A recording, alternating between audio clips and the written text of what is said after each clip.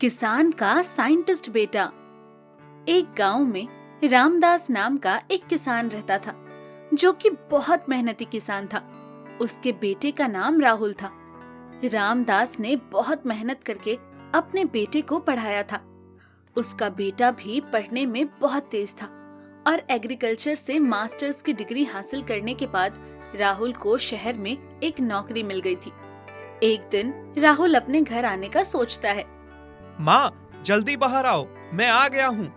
अरे मेरा लाल, आ गया तू? बहुत दिनों बाद आया है। बेटा, क्या हुआ? तू अचानक शहर से वापस क्यों आ गया? क्या कोई परेशानी हो गई है? नहीं पापा, मेरी पढ़ाई पूरी हो गई है और शहर में ही मुझे एक नौकरी भी मिल गई है। मेरा मन हुआ तो मैं आप लोगों से मिलने गांव चला आया। राहुल 2 दिन अपने माता पिता के साथ हंसी खुशी घर पर बिताता है और उसके बाद वापस शहर जाकर अपनी ड्यूटी करने लगता है। लेकिन वो अपनी नौकरी से खुश नहीं होता है।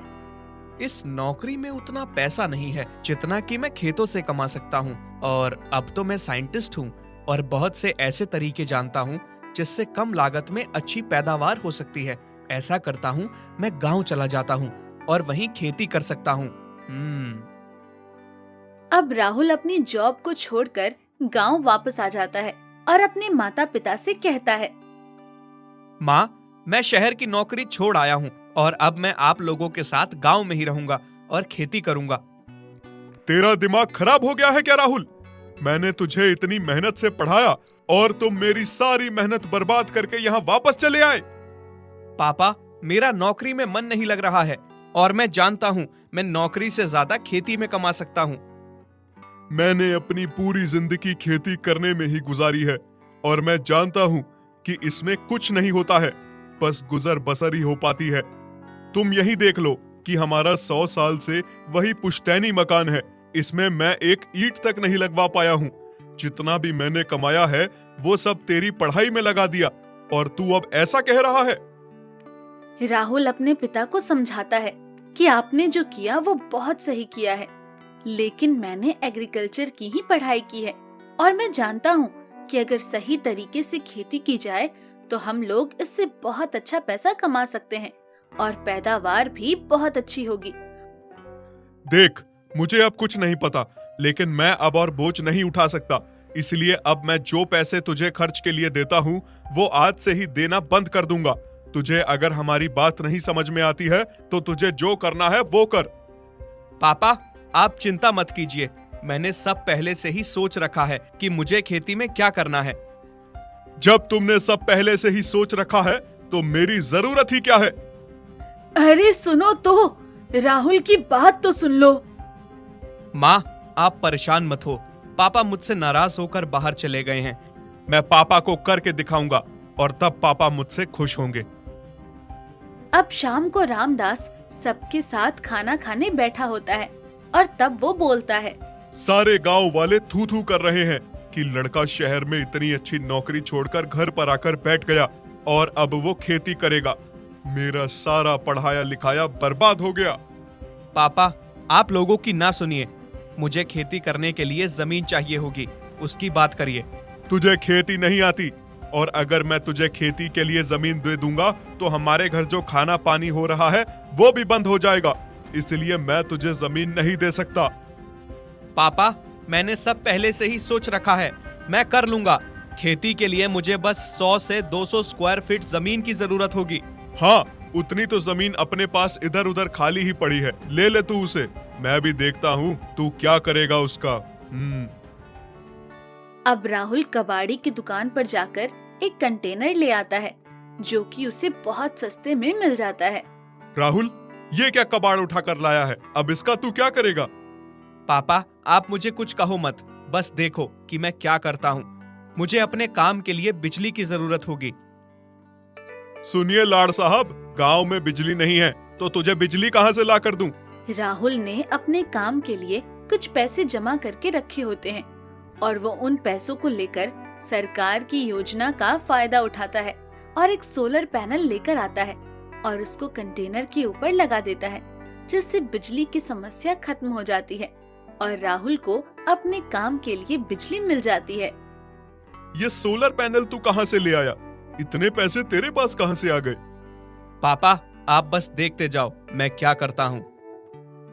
अब राहुल उस कंटेनर में अलग अलग रैक्स टाइप के बना लेता है, जैसे कि दुकानों में होता है। ये देखकर गांव वाले कहते हैं, राहुल बेटा, तुम ये क्या कर रहे हो? तुम यहाँ कोई दुकान खोलने वाले हो? और कौन सी दुकान है जो गांव में इतनी चलेगी कि तुम्हारे शहर की नौकरी से ज्यादा पैसे देगी? जब सब कुछ तैयार हो जाएगा तब आप लोगों को पता चल जाएगा। और वैसे भी अब मैं इस जगह को पूरी तरीके से बंद कर दूंगा ताकि इसके अंदर कोई ना आ जा सके। अब गांव वाले कुछ कुछ दिनों में आकर राहुल से पूछने का प्रयास करते हैं कि अंदर क्या हो रहा है, पर राहुल किसी को कुछ नहीं बताता। और एक दिन एक गाड़ी गांव में आती है। भैया, ये राहुल का घर कहाँ पड़ेगा? आपको पता है? हाँ, वो तो हमारा दोस्त ही है। वो लोग खरीदार होते हैं जो कि राहुल ने जो चीज उगाई होती है उसे खरीदने के लिए ही आए होते हैं। राहुल के दोस्त सोचते हैं कि इनको लेकर राहुल के पास चलते हैं, कम से कम पता तो चलेगा कि उसने क्या उगाया है और आखिर वो क्या कर रहा है। वो लोग गाड़ी वाले लोगों को लेकर राहुल के पास जाते हैं। राहुल, राहुल, बाहर आओ, देखो तुमसे कोई मिलने आया है। आप लोग आ गए? रुकिए, मैं लाता हूँ। अब राहुल अंदर जाता है और कुछ लोग भी उसके साथ अंदर जाते हैं और वो लोग देखकर हैरान हो जाते हैं कि राहुल ने केसर की खेती की होती है। राहुल अब थोड़ी सी केसर लेकर बाहर आ जाता है।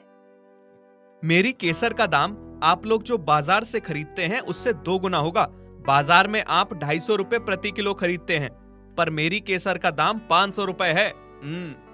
ऐसा भी क्या है तुम्हारी केसर में जो इतना ज्यादा दाम है? इतना महंगा केसर हम नहीं खरीद सकते। हाँ, मेरी केसर का दाम 2 गुना है, लेकिन मेरी केसर की क्वालिटी आपकी केसर से बहुत अच्छी होगी। आप लोग भी सैंपल के लिए केसर लाए ही होंगे, तो मेरी और अपनी केसर को सामने रखकर देख लीजिए और समझ लीजिए कि मेरी केसर का दाम इतना ज्यादा क्यों है। अब वो लोग अपनी लाई हुई केसर को राहुल की केसर से मिलाते हैं तो देखते हैं कि सच में राहुल की केसर की क्वालिटी सबसे अच्छी है। उसकी सुगंध और उसका कलर और उसकी मोटाई सब कुछ उनकी लाई हुई केसर से अच्छी है। राहुल, सच में आपकी केसर सबसे अच्छी है, लेकिन दाम बहुत ज्यादा है। इस दाम में यहाँ पर कोई भी केसर नहीं खरीदेगा।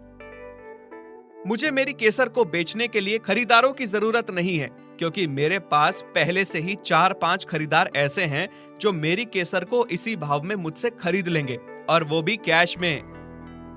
ये सुनते ही वो गाड़ी वाले हैरान हो जाते हैं और राहुल से कहते हैं, अगर ऐसा ही था तो तुमने मुझे यहाँ बुलाया क्यों? आपको याद है जब एक बार मेरा समय खराब था, तब आपने मुझे 10,000 रुपए देकर मेरी मदद की थी, तो बस उसी का एहसान चुकाने के लिए मैंने आपको यहाँ बुलाया। मैं अपनी बेस्ट क्वालिटी की केसर आपको बेचना चाहता हूँ। आपको जब भी जरूरत हो तो आप मेरी केसर खरीद लेना, मैं आपको दे दूंगा, लेकिन आपको इसका दाम सही देना पड़ेगा। वाह राहुल, वाह, मान गए तुमको। तुम सच में एक अच्छे इंसान हो और एक अच्छे व्यापारी भी।